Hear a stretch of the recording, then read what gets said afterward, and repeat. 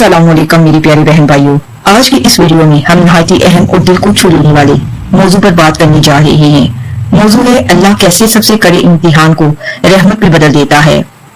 जिंदगी में हर इंसान मुश्किलात आजमाइशों से गुजरता है, कभी बीमारी, कभी माली तंगी, कभी रिश्तों की दूरी और कभी दिल टूटने की सूरत में।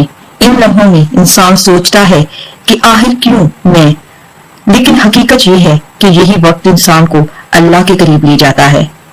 अल्लाह ताला कुरान पाक में फरमाते हैं, बेशक हम तुम्हें आजमाएंगे कुछ खौफ से, भूख से, मालो जान और फलों के नुकसान से, और सब्र करने वालों को खुशखबरी दे दो। ये आयत हमें बताती है कि आजमाइशें जिंदगी का हिस्सा हैं, लेकिन सवाल ये है कि ये आजमाइशें रहमत कैसे बनती हैं।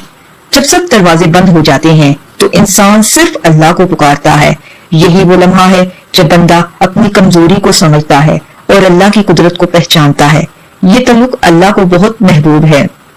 कभी कभी हम अपनी जिंदगी में इतने मसरूफ हो जाते हैं कि अल्लाह को भूल जाते हैं। फिर अल्लाह एक मुश्किल भेजता है ताकि हम जाग जाएं और वापस इसकी तरफ पलट आएं। यही कड़ा वक्त हमें असल मकसद याद दिलाता है।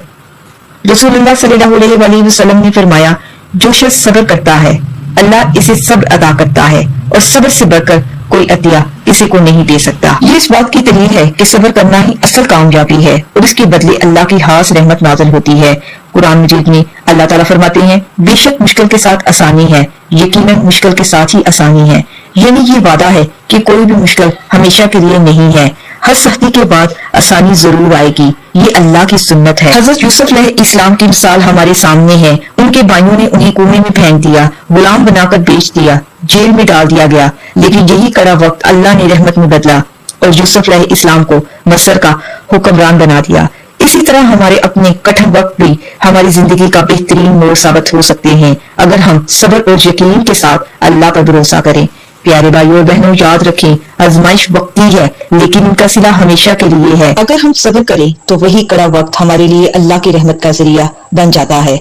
आज जुम्मतुल मुबारक है। मैं अपने तमाम बहन भाइयों के लिए दुआ करूंगी कि या अल्लाह हमें सब्र करने वालों में शामिल फरमा दे, आमीन। या अल्लाह हमारी मुश्किलात को आसानियों में बदल दे, आमीन। या अल्लाह हमारे दिलों को अपने नूर से मुनव्वर फरमा दे, आमीन या रब्बुल आलमीन। अगर ये वीडियो आपके दिल को सुकून दे तो इसे दूसरों तक जरूर पहुंचाएं ताकि वो भी मुश्किल घड़ी में अल्लाह पर भरोसा कर सकें, और सदका जारिया समझ के इस वीडियो को ज्यादा से ज्यादा लोगों में शेयर करें ताकि हर एक का ईमान मजबूत हो। और मेरे चैनल सुरैया एंड वॉइस को सब्सक्राइब करें और अपनी कीमती राय जो है वो कमेंट्स बॉक्स पर लाजमी शेयर करें। तो चले मिलते हैं नेक्स्ट वीडियो में। ओके, अल्लाह हाफिज।